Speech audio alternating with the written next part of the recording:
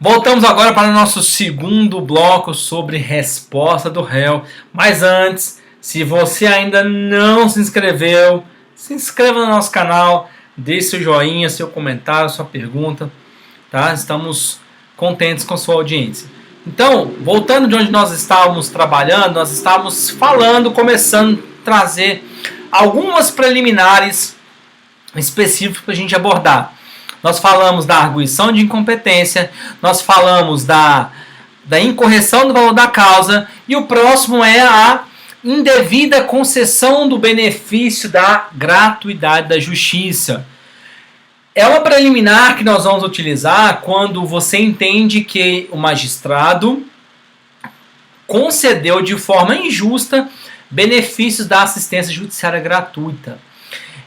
O CPC, ele revogou, CPC atual, os artigos 6º e 7º da Lei 1060/50, que regulamentavam a assistência judiciária gratuita, que apresentava um rito específico para você questionar essa concessão de forma indevida ou não da assistência judiciária gratuita. Aonde vocês vão achar fundamento dessa revogação? O último artigo do CPC. Artigo 1072, inciso 3, fala que revogam-se as disposições contidas no artigo 6º e 7º da Lei 1060/50. Hoje, como é que você vai alegar excelência?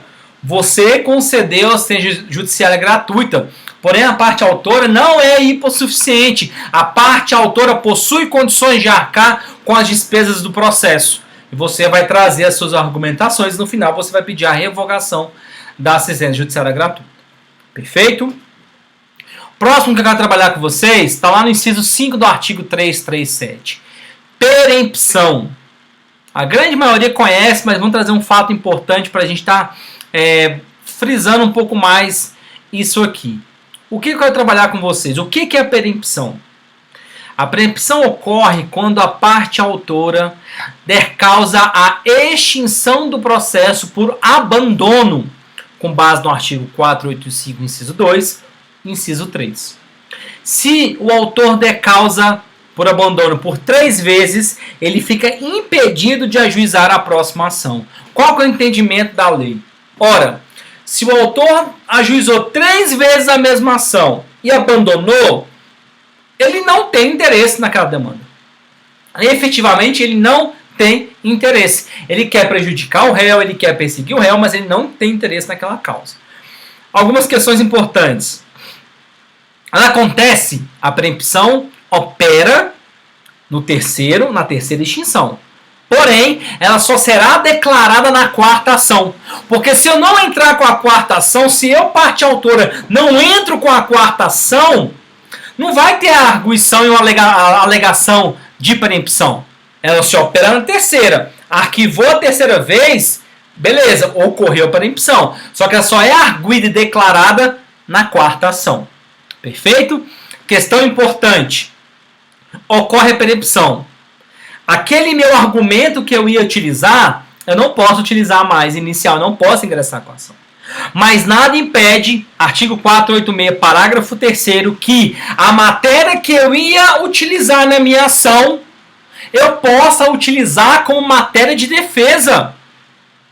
Eu posso usar como matéria de defesa. Eu entrei com a ação de indenização por danos materiais que você bateu no meu carro em excesso de velocidade. Abandonei, extinguiu, abandonei, extinguiu, abandonei, extinguiu. 3 vezes ocorreu a perempção. Eu falo, ó, estava em excesso de velocidade, tudo. Fica impedido de ajuizar a 4ª ação. Só que você ingressa com a ação. E eu sou réu. Na minha matéria de defesa, aí sim, eu posso apresentar aquela alegação que eu não poderia apresentar mais em sede de petição inicial. Ok? Então a perempção ocorre na terceira extinção, só que ela só é arguida e ela só é declarada na 4ª ação. Em que pese você não poder entrar com a 4ª ação, se você entrar vai gerar extinção do processo, defesa processual peremptória, você pode usar como matéria de defesa. Perfeito? Dando seguimento. Preliminar de ilegitimidade passiva, novidade no nosso código da forma com que foi descrita. Inciso 11 do artigo 337. A ilegitimidade passiva o procedimento de alegação de legitimidade passiva, ela veio substituir a antiga nomeação de autoria que nós tínhamos no CPC revogado. Nomeação autoria era era uma intervenção de terceiros, onde, por exemplo, o empregado nomeava o patrão para responder. Olha, eu fiz, mas amando. Então é nomeação autoria. Mas o que o CPC vigente fez? Ele ampliou. Ele ampliou as hipóteses para qualquer tipo de ação, porque a nomeação autoria tinha casos específicos. Aqui não. Qualquer ação que a parte ré alegue ilegitimidade de parte pode ocorrer esse procedimento. O que vai acontecer? Alegou ilegitimidade de parte, procedimento 338 e 339. O juiz vai facultar o autor 15 dias a manifestar sobre isso. O que o autor pode fazer? Ele pode, e o réu vai ter que indicar, né, quem que ele acha que é o réu verdadeiro. O que o autor pode fazer? Ele pode não concordar com essa indicação e continuar com o réu primitivo, ou seja, ação contra o réu X. Só que o X indica o Z como verdadeiro réu. O autor não concorda, permanece o X. Segunda opção, ele concorda.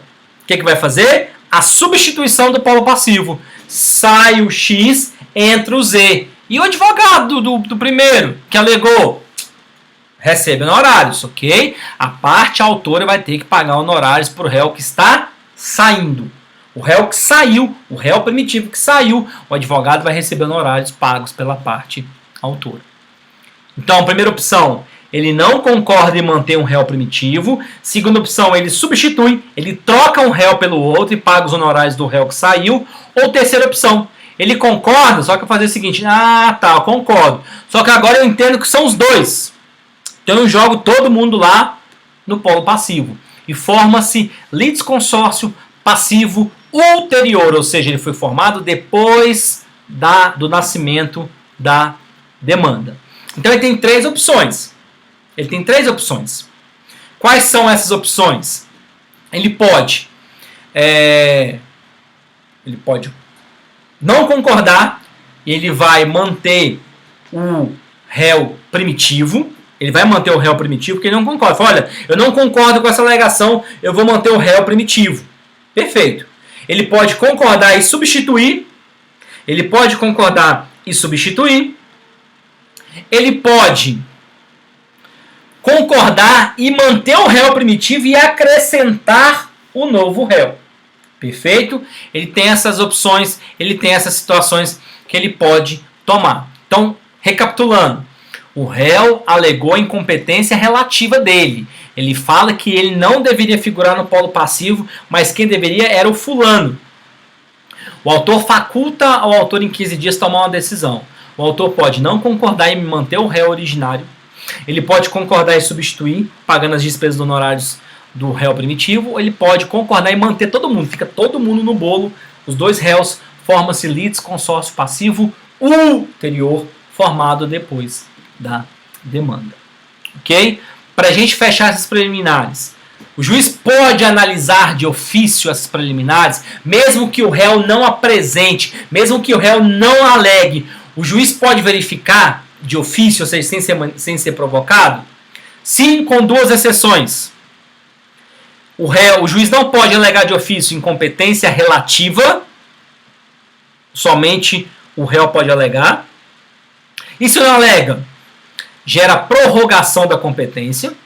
Então, aquele caso do divórcio que eu comentei com vocês. A esposa mora no Rio de Janeiro com a criança menor. E o marido fica em São Paulo. Então, Rio de Janeiro é competente. Artigo 53 vai falar sobre isso. Perfeito? O esposo, o cônjuge, entra com a ação em São Paulo. E a esposa não fala nada. O juiz olha e fala, poxa, isso aqui está errado. É incompetência relativa, ele não pode declarar de ofício, prorroga essa competência. São Paulo, que era inicialmente incompetente, torna-se competente para julgar. Tem incompetência relativa, ele não pode declarar de ofício. 2. Convenção de arbitragem. Os casos de arbitragem, onde as partes optam por não utilizar o poder judiciário, a função jurisdicional clássica, mas ir lá para a corte de arbitragem, caso tenha essa cláusula no contrato e o réu não alega, o juiz também não pode declarar. Neste caso, se o réu não fala, entende-se que ele concorda que o processo caminhe pelo Poder Judiciário. Perfeito? Então, cuidado com o artigo 337, não é um rol taxativo. Essas observações importantes que eu fiz comparado com o Código Antigo e essa questão das declarações de ofício, exceto incompetência relativa e convenção de arbitragem, o restante pode ser declarado de ofício. Então nós temos preliminares peremptórias ou próprias, aquelas que geram a extinção do processo sem resolução de mérito. Convenção de arbitragem, por exemplo, se reconhecer, extingue o processo. Perfeito? Falta de interesse de agir, extingue o processo. E nós temos as dilatórias ou impróprias que não gera extinção, gera só uma adequação, uma correção. E legitimidade de parte. Tem uma correção, um erro, troca-se o réu, o processo segue normalmente. Perfeito? Vamos dar continuidade. Passando agora para a defesa de mérito. Defesa de mérito é a resistência diretamente na causa. É quando aqui efetivamente vai questionar, vai alegar, vai discutir matéria do mérito no processo. E essa defesa de mérito se divide em duas. Nós temos defesa de mérito direta, é quando o réu vai negar a ocorrência dos fatos ou que os fatos ocorreram de forma diferente do que foi narrado na inicial. Ou também, como eu falei lá na aula passada no bloco anterior, alguns fatos ele pode até concordar. O acidente de trânsito, excelência, efetivamente ocorreu o acidente de trânsito. Mas não foi dessa forma que ele está falando. Ok? Então, quando o réu se insurge diretamente contra os fatos, ele nega as consequências jurídicas que o autor está pretendendo. Essa é a defesa de mérito direta. Quando faz o ônus da impugnação especificada, questiona fato por fato, contesta fato por fato. E a indireta? Indireta é quando o réu ele apresenta fatos novos. O que são fatos novos? Fatos que impedem o exercício do direito, um fato que vai modificar ou um fato que vai extinguir o direito do autor. Por exemplo, o autor entra com ação de cobrança. Eu alego excelência, ocorreu a nova ação. O vencimento era fevereiro, mas nós prorrogamos para dezembro. Não tem como ele me cobrar agora. Houve inovação, está aqui, ó, o contrato que nós fizemos falando sobre isso. Fato novo. Excelência, está me cobrando? Houve o pagamento. Houve o pagamento. Então, o primeiro caso que eu falei de vocês é modificar, né? A inovação modifica. Houve o pagamento, excelência. Houve o pagamento. Está aqui, ó. Ele está me cobrando 10 mil. Aqui o depósito bancário que eu fiz na conta dele de 10 mil reais. Está pago. Fato extintivo. Ou excelência, ele está me cobrando isso aqui, essa dívida de 10 anos atrás, está prescrita a dívida, está impedindo ele exercer o seu direito. Perceba que nesse caso o réu não insurge diretamente contra os fatos, ele até pode apresentar, mas ele traz fatos novos do processo. Fatos modificativos, fatos extintivos e fatos impeditivos. Tá, professor, mas qual é a importância disso na prática? Tem importância? Muita importância. Por quê? Relacionado ao ônus da prova. Percebe-se que quando eu faço a defesa de mérito direta, eu nego os fatos, o ônus é do autor. Agora, quando eu apresento defesa de mérito indireta, eu apresento fatos novos, eu, réu, tenho que provar. Porque está lá no artigo 373 sobre prova. Mais à frente a gente vai ter uma aula sobre provas aqui no nosso canal. Então, se você quiser resumir para você entender, em regra, quem tem o ônus de provar não é o autor. Está errado. Se eu falar isso, está incompleto. Quem tem o ônus de provar no processo? O autor tem. Correto. Que o réu também pode ser. Então, quem tem o ônus de provar? O autor da alegação. Aquele que alega tem o ônus de provar. A gente vai ver que em regra, porque em relação de consumo isso pode acontecer de forma diversa. Lá no artigo 6º, inciso 8º da Lei 8.078/90, o CDC, nós podemos ter a modificação dinâmica das provas do 373, parágrafo 1º, quando o ônus é do autor, mas se for muito difícil fazer a prova, for mais fácil pro réu, o juiz pode inverter. A gente vai falar isso um pouquinho mais na frente. Mas regra geral, quem tem um ônus de provar? Aquele que alega. Então, os fatos apresentados pelo autor, o autor tem que alegar. Os fatos apresentados pelo réu, defesa indireta, o réu tem que provar. Perfeito? Daqui a pouco a gente vai fazer um quadro geral para vocês entenderem um pouquinho mais na prática. Daqui a pouquinho a gente vai passar para esse quadro geral. Outra questão importante. Quando que eu, réu, junto o documento em regra, artigo 434, eu apresento as minhas provas documentais em regra na contestação, exceto fatos novos, fatos supervenientes que eu posso apresentar ao longo do processo. Uma última observação sobre contestação para a gente analisar a parte mais prática que eu falei para vocês sobre defesa de mérito direta e indireta. Houve a seguinte situação. Houve um vício de nulidade, um vício de citação, uma nulidade na citação. Houve um vício que ele é sanável na citação. Eu, réu, não fui citado, mas eu compareci no processo de forma espontânea. Para quê? Só para alegar a nulidade da citação. Eu não apresento contestação, eu só falo excelência, houve nulidade na citação. Porque chamo Rafael, mas foi um homônimo que recebeu a citação, foi a pessoa que tem o mesmo nome que recebeu, então não houve a citação válida, não houve um pressuposto processual de desenvolvimento. O que vai acontecer? O juiz declara efetivamente que houve a nulidade, aí começa a fluir, a partir dessa data que eu alego a nulidade, o prazo para apresentar a contestação, ou se for execução, embargos de execução. Aonde vocês vão encontrar isso? Artigo 239, parágrafo 1º do CPC. Perfeito? Agora eu quero trazer para vocês uma visão geral sobre isso. Deixa eu sair da tela aqui para não atrapalhar, para a gente ter essa análise completa. Isso é a defesa de mérito direta. É eu fazer a impugnação especificada dos fatos. Como assim, professor? O ABCD seriam os fatos apresentados pelo autor. O autor apresenta fatos. Vamos dar um exemplo. Fato A, acidente de trânsito. Então, até aquele não poderia ser um sim, ele concorda que houve acidente de trânsito. B, culpa do réu porque estava em excesso de velocidade. C, além de excesso de velocidade, ele estava embriagado, estava bêbado. D, o conserto do meu carro ficou em 100 mil reais, por exemplo. Qual que é a importância de eu fazer a impugnação especificada dos fatos? Eu vou negando. Excelência, um acidente aconteceu verdadeiramente, mas não fui eu que dei causa. Não fui eu. Excesso de velocidade, olha, meu carro é um carro velhinho, já estragou, fundiu o motor 5 vezes, ele não passa de 40 km por hora, como que eu vou estar correndo? Não tem jeito. Eu embriagado, de jeito nenhum, eu tenho uma doença gravíssima que eu não posso tomar, não posso nem cheirar álcool em gel, quanto mais beber bebida alcoólica eu posso morrer. E 100 mil, excelência, olha o carro dele vale 20 mil reais, como é que ele está pedindo 100 mil de conserto? Isso seria impugnação especificada dos fatos. Qual que é a importância disso? Se um dos fatos você não contesta, por exemplo, o fato B, estou falando de excesso de velocidade, se eu não contesto, ele é chamado um fato incontroverso. Qual que é a consequência de um fato incontroverso? Fato incontroverso, ele não precisa ser objeto de prova. Está no artigo 374, inciso 3.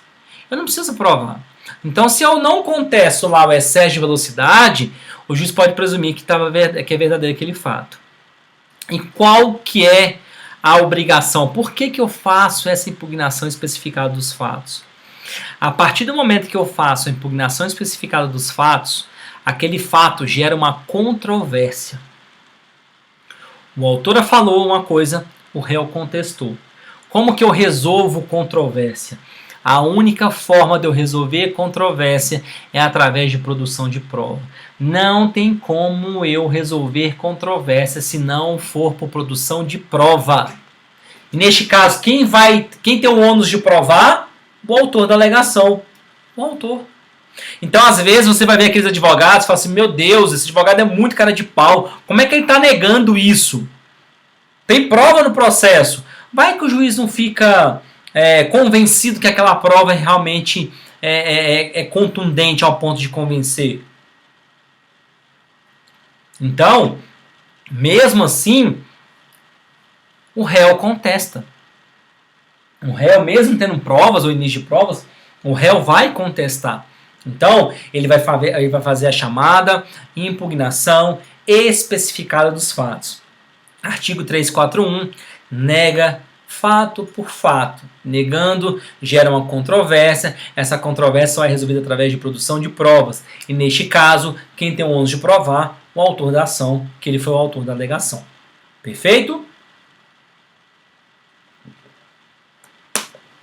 Dando seguimento, nós temos uma outra situação. Lá atrás eu falei para vocês, olha, daqui a pouquinho a gente fala sobre o artigo 341, parágrafo único. Por que eu deixei para agora? Justamente para fazer isso. Enquanto que o réu, regra geral, tem que fazer a impugnação especificada dos fatos, o artigo 341, as figuras do parágrafo único não têm essa necessidade. Por exemplo, defensor público, advogado dativo e o curador especial. O que é o advogado dativo? Advogado dativo é aquele advogado ad hoc para o ato. Chegam na audiência. Olha a seguinte situação. Primeiro, o que é contestação por negativa geral? Ao invés de você contestar ponto por ponto, ponto A, ponto B, ponto C, ponto D, você faz a contestação por negativa geral. Excelência, nego todos os fatos apresentados pelo autor. Tá vendo que gerou a controvérsia da mesma forma? Vamos voltar aqui atrás. Quando eu nego, gera controvérsia. Aqui, negou, também gera controvérsia. A forma de resolver controvérsia através de produção de prova. Então, você está lá no fórum, passeando, você é advogado, e te chama, olha, Rafael, tem que fazer uma audiência aqui agora. Entra. Entrou. Tem acordo? Não. Rafael, contesta. Excelência, mas eu nem sei o processo direito. Contesta. Excelência, me dá meia hora com o meu cliente. Rafael, não tem tempo. O que você vai fazer? Contestação por negativa geral. O curador especial. Dar-se-á curador especial ao réu revel citado por edital. O réu revel citado por edital, como é que você vai contestar se você não sabe a versão dos fatos dele? O réu é revel e foi citado por edital. Ninguém sabe cadê esse réu. Como que você vai apresentar a versão dos fatos dele na contestação? Não tem como. Você faz o quê? Negativa geral. E o defensor público? O defensor público pode ter contato com a parte. Então ele vai saber a versão dos fatos. Pela quantidade de processos, pela demanda que a Defensoria Pública tem, a lei trouxe essa prerrogativa também que ele pode apresentar contestação por negativa geral. Perfeito?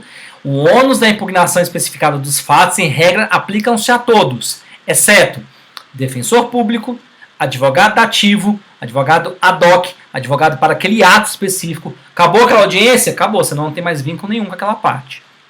E os casos de curadoria especial. O curador especial não. Quando eu assumo a posição de curador especial, eu assumo a condição de curador especial, eu fico responsável até o final do processo. Até o final. Se eu aceitei essa indicação pública, eu fico até o final. Agora, o advogado ativo, não. É só para aquele ato. Vai lá, faz a audiência, acabou, vai embora, você não tem vínculo nenhum com a parte. Artigo 341, parágrafo 1. Perfeito? E onde entra a contestação por negativa, por negativa geral, a gente acabou de falar, a defesa de mérito indireta. Tá aí, eu coloquei para vocês. Apresenta os mesmos fatos. O A, acidente de trânsito, o B, excesso de velocidade, o C, embriagado, e o D, o conserto de 100 mil reais.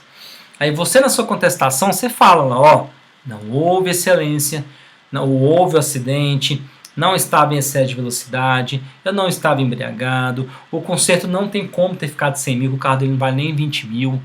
E além do mais, ele estava por efeitos de drogas, ele estava drogado e furou o sinal ao mesmo tempo. Tá vendo que o E e o F são fatos novos? Você está falando que ele está drogado, você está falando que ele furou sinal. Ou aquele caso que a gente comentou lá um pouco mais atrás. Excelência, eu paguei minha dívida.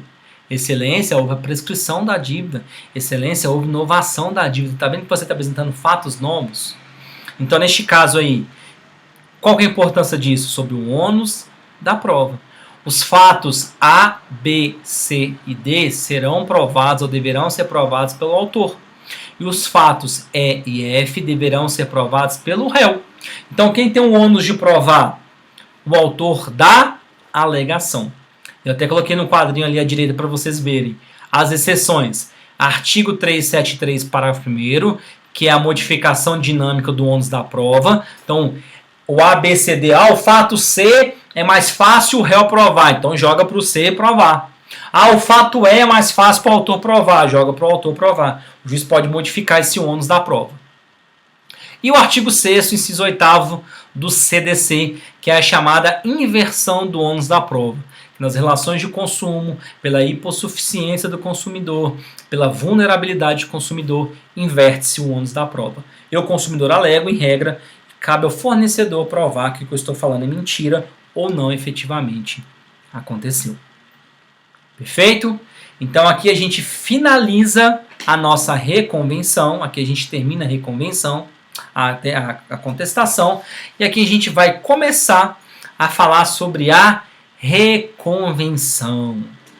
Reconvenção prevista no artigo 343. Fala apenas em um único artigo que fala da reconvenção. O que é reconvenção? Reconvenção é sinônimo de economia processual. É uma nova ação do réu contra o autor dentro do próprio processo. Ou seja, ocorre uma ampliação objetiva do processo. Nós teremos um único processo, só que nesse único processo nós teremos duas relações jurídicas. Então tá lá, um acidente de trânsito. O autor ingressa com a ação contra o réu. O réu, na sua contestação, além dele falar não dei causa, eu não fui culpado, ele fala assim, e além do mais, quem deu causa foi o autor. Ele vai abrir um tópico e falar da reconvenção. Agora eu quero que o autor me pague uma indenização. Ele não está apenas negando, ele formula um pedido que seria um pedido de uma ação própria contra o autor. Economia processual. Precisava ser junto da contestação? Não, se ele quisesse entrar com a ação autônoma, ele entraria com a ação autônoma. Ele poderia entrar com a ação autônoma. Então não é obrigatório.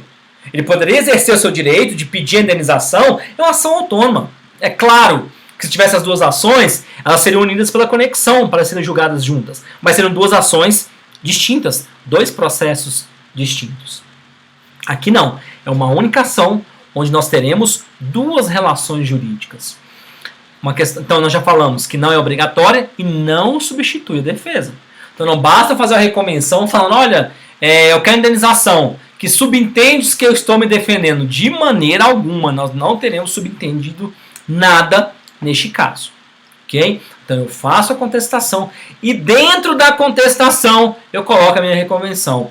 Muito cuidado que o Código Antigo vai falar isso de forma separada. Nós tínhamos a contestação e nós tínhamos a reconvenção em peças separadas. Hoje uniu contestação e dentro da contestação eu vou colocar a minha reconvenção. Nós temos que obedecer aos mesmos requisitos da petição inicial, 319, ok, eu tenho que formular pedido, etc, valor da causa, eu tenho um prazo de 15 dias que é o mesmo prazo da defesa, ele não tem autonomia procedimental, não é um incidente que vai ser instaurado, é dentro da própria contestação. Perfeito? E o Código trouxe algumas novidades em relação à reconvenção. Ele tem pressupostos específicos para que seja possível utilizarmos da reconvenção. Nós temos dois pressupostos que são explícitos, ou seja, está lá no próprio artigo 343, ele fala sobre isso.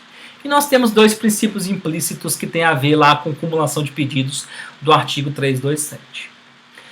Primeira questão importante. Quando que nós podemos ter reconvenção? Quando tiver conexão, quando tiver relação com a ação ou com o fundamento da sua defesa. Qual que é o fundamento disso? Economia processual.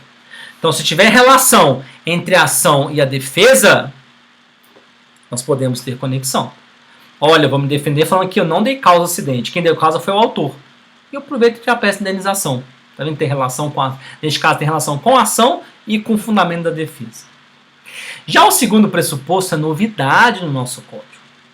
O que fala? Identidade parcial das partes. O que eu estou falando com isso? Eu posso ampliar ou reduzir subjetivamente o processo, ou seja, eu posso ampliar as partes do processo ou eu posso reduzir as partes do meu processo. Parágrafos 3º, 4º e 5º do artigo 343. Como assim, Rafael? Me dá um exemplo, eu não estou entendendo isso. Eu posso fazer uma ampliação da legitimidade. Olha o exemplo. Houve um acidente de trânsito. A empresa bati no carro da empresa, supostamente deu causa do acidente. A empresa entra com a ação. Eu sou réu. Eu, réu, na minha reconvenção, além de eu pedir uma indenização contra a empresa, eu vou ampliar e pedir contra o motorista. Tá vendo que eu ampliei a legitimidade? Ação principal. Empresa, Rafael. Reconvenção, Rafael, empresa, motorista. Tá vendo que eu ampliei? Posso fazer dessa forma tranquilamente. Não tem problema algum em fazer isso. Então eu estou fazendo aqui uma ampliação da minha legitimidade. Identidade parcial das partes. Não precisa ser igual. Identidade parcial. Por exemplo, claro, a empresa me processa, eu na reconvenção processo a empresa e o seu motorista. Ok? Tranquilamente, isso pode acontecer. Ok? Ou um restaurante me processa e eu processo o restaurante e o funcionário que me atendeu muito mal me gerou um dano também. Pode acontecer. E quais são os pressupostos implícitos? 327, parágrafo 1º, incisos 2 e 3. Primeiro, tem que ser a mesma competência. Competência diferente, não tem como ter reconvenção. Não tem como, impossível. Por exemplo, eu emprestei 5 mil reais para o meu funcionário. E ele me deu um cheque. E eu vou entrar com a cobrança desse cheque. Ou uma nota promissória, ou um contrato verbal, ou um documento. Eu entro com a ação cobrando 5 mil reais. Aí ele vem na reconvenção e contesta. E além de contestar, ele fala assim, olha, em sede de reconvenção, eu quero que, como eu não tenho carteira assinada, mas eu quero que reconheça o vínculo empregatício. Porque eu trabalhei 1 ano para o Rafael sem estar formalizado, sem ter carteira assinada. Ora, ação principal, eu cobrando 5 mil reais. Procedimento, justiça estadual, ou juizado, ou vara civil. Ele quer que reconheça o vínculo empregatício, competência da justiça do trabalho, como? Neste caso, impossível reconvenção. Ok? Artigo 327, parágrafo 1º, inciso 2. Mesma competência. E da mesma forma, tem que ser o mesmo tipo de procedimento. Nós não podemos ter uma ação pelo rito comum e na minha reconvenção eu busco um procedimento, uma ação pelo procedimento especial. Não tem o que falar. Não tem o que falar. Por exemplo, há um relacionamento entre A e B, houve um rompimento desse relacionamento e o rapaz quer cobrar 2 mil reais um dinheiro que ele emprestou para ex-namorado. E a ex-namorada na reconvenção fala assim, olha, não tem direito de devolver, porque ele me deu, e além do mais eu estou grávida, eu quero alimentos gravídicos contra ele. Procedimentos totalmente distintos, não caberia reconvenção. Perfeito? Porque é procedimento comum e procedimento especial, nesse caso, procedimento da Lei 11.804 de 2008, que vai regulamentar os alimentos gravídicos. Não tem essa possibilidade. Perfeito? Dando segmento, como funciona o procedimento da reconvenção? Muito simples, ok? É o pedido formulado dentro da contestação, não é mais separado, é dentro da contestação. O autor vai ser intimado na pessoa do seu advogado, não tem intimação pessoal, é através do seu advogado. Ele apresenta a resposta em 15 dias e o procedimento segue. Uma questão importante. Se, vamos dar um exemplo, eu entro com a indenização, o réu vem e se defende e apresenta a reconvenção. Não, na realidade foi o Rafael que me causou o acidente. Eu falo assim, meu Deus, realmente ele tem razão, eu vou perder esse negócio. Já sei. Como ele entrou com reconvenção, ofereceu reconvenção, eu vou pedir a desistência da minha ação. Se desistir ou se ela foi extinta, por exemplo, por abandono, a reconvenção também extingue e acabou. Negativo. A reconvenção Continua. Então, a desistência ou extinção da ação principal não obsta ao andamento da reconvenção. E anotem isso que é muito importante, que eu coloquei no material de vocês. A reconvenção tem autonomia material. Que é isso? Se a ação principal tiver desistência, se tiver desistência na ação principal, o processo da reconvenção continua. Então, tem autonomia material.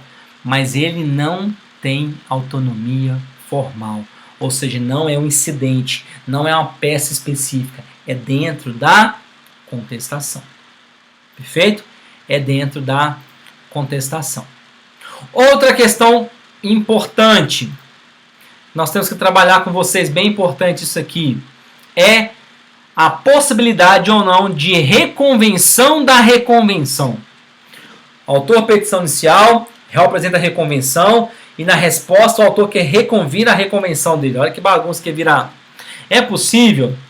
Prevalece o entendimento que não é possível isso, porque economia processual, isso atenta contra a economia processual, isso atenta contra a celeridade processual. Então, neste caso, não cabe reconvenção da reconvenção. Uma pergunta que é sempre feita, professor Rafael, e o julgamento dessa ação onde há reconvenção? São duas sentenças separadas? Como é que funciona? Pessoal, a sentença ela é única.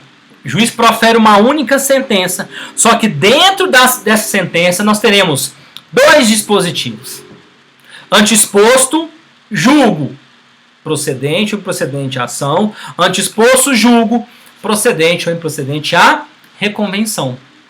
Então pode ter até duas sucumbências recíprocas, pode acontecer, porque é uma única sentença, porém nós temos dois dispositivos. Então, anteexposto, julgo, ação, anteexposto, julgo a reconvenção. Sentença única, julgamento em conjunto, mas com dois dispositivos.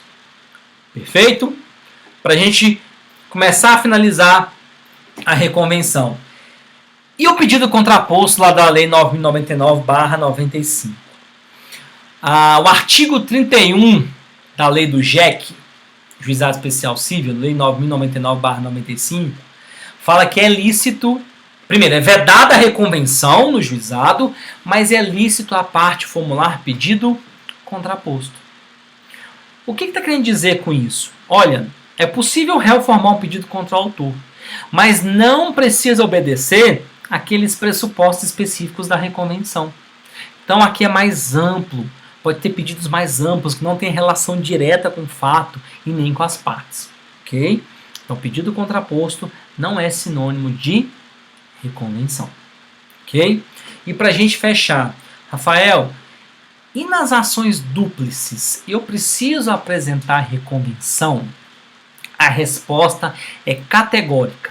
Não. O que é uma ação dúplice? Uma ação dúplice é aquele que o réu nem precisa pedir. O fato do juiz julgar improcedente a ação, ele está dizendo que o réu tem direito. O simples fato de falar assim, ó, julgue improcedente a ação, resumindo, é porque o réu tem direito. Por exemplo, ações possessórias. Artigo 545, parágrafo 2º. Eu entro com a reintegração de posse. O fato do juiz falar assim, olha, julgue improcedente reintegração de posse, o que eu estou falando?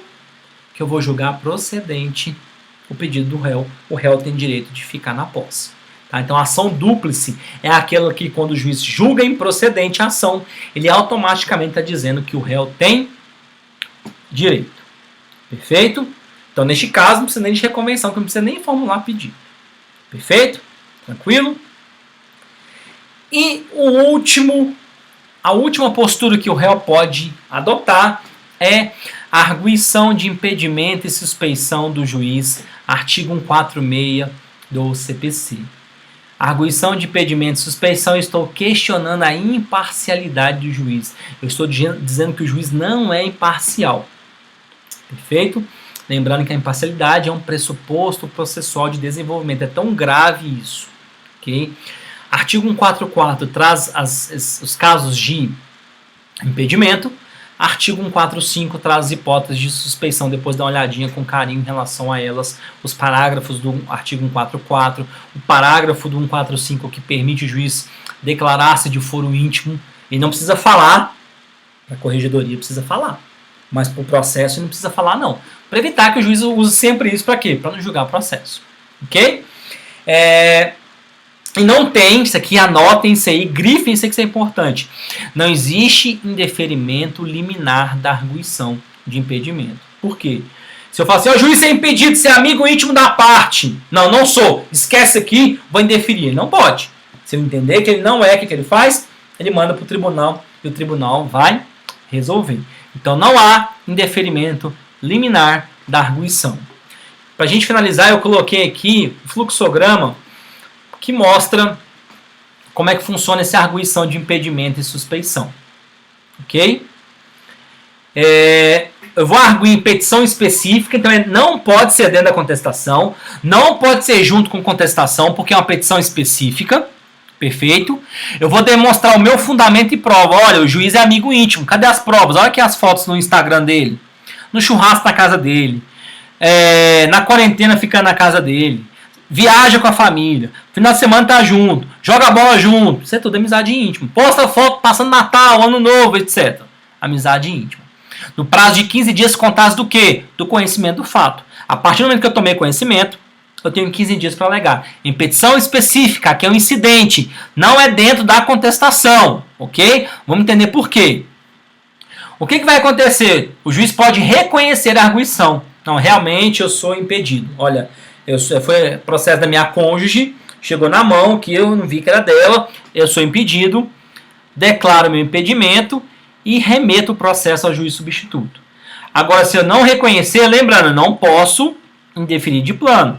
Eu vou autuar em apartado. Vou tirar aquela petição de dentro do processo e colocar em apenso. Apartado. Separado do processo principal. Apresento as minhas razões em 15 dias, com as provas, e mando para o Tribunal de Justiça. Chega no Tribunal de Justiça, quando distribuiu para o relator, o que ele pode analisar? Eu preciso colocar efeito suspensivo no processo principal? É melhor, né? Vamos suspender o processo principal? Suspender o processo principal. Perfeito? O tribunal pode acolher ou rejeitar. Aqui depois vocês corrigem o material de vocês, que de cima seria a rejeição da alegação. Ficou acolhimento, tá errado, tá? Então, vamos lá. O que pode acontecer no tribunal? O tribunal pode rejeitar a alegação. Ele arquiva o incidente e, se tiver concedido efeito suspensivo, ele dá o normal prosseguimento do feito. Agora, se o tribunal entender e acolher a alegação, ele pode condenar o juiz nas custas. Pô, juiz, tá claro que você era amigo íntimo do cara e você deixou isso aqui tudo, esse procedimento intenso. Vou cobrar. Você tem que pagar as despesas. Não é o tribunal, tá, pessoal? Não é o órgão, é a pessoa física do juiz. Se ele não pagar, ele é um devedor do Estado, pode ir até execução fiscal. O juiz vai determinar a partir do momento que ele se tornou impedido. A partir de quando que o juiz não poderia ter atuado? E, por consequência, vai declarar a nulidade dos seus atos e manda para o juiz substituto. Uma questão importante que eu já vi muito cair em prova. E se eu precisar formar um pedido de urgência, uma tutela de urgência, lá do 294? Eu preciso pedir uma tutela de urgência, tá rolando o procedimento de arguição de impedimento de suspeição e não tem efeito suspensivo. Para quem eu peço? Eu vou pedir para o juiz substituto. Então, se eu estou questionando, por exemplo, a imparcialidade do juiz da primeira vara civil e o seu substituto é o segundo da segunda vara civil, eu peço a tutela de urgência para o juiz da segunda vara civil. Perfeito? Então, primeiro, não pode ser dentro da contestação, tem que ser em petição específica. Por quê? Porque se o juiz entender que não é impedida suspeita, ele vai mandar autuar em apartado. Então não pode estar dentro da contestação. Não vou poder rasgar a contestação da parte que fala de impedimento e colocar em apartado. Reconhecendo, remete. Não reconhece, coloca suas razões, autua em apenso, manda para o tribunal. O tribunal analisa efeito suspensivo. Ele pode rejeitar, arquiva normal procedimento do feito. Se ele acolher, condena o juiz nas custas, fixa o momento que ele foi impedido ou suspeito, nulidade dos atos, remete ao juiz substituto. Onde vocês vão encontrar todo esse procedimento? Todo esse procedimento vocês vão encontrar no artigo 146 do Código de Processo Civil. Então aqui a gente finaliza as respostas do réu, as posições que o réu pode atuar. Então ele pode permanecer inerte, ele pode contestar, ele pode reconvir ou ele pode arguir impedimento e suspeição. Tá bom? Quero agradecer por mais essa aula, agradecer a audiência de vocês. Quero deixar os meus contatos, meu e-mail, meu Instagram, meu Facebook, para que vocês quiserem tirar qualquer dúvida. Não se esqueçam de se inscrever no meu canal, de deixar seu comentário, deixar o seu like e até a próxima.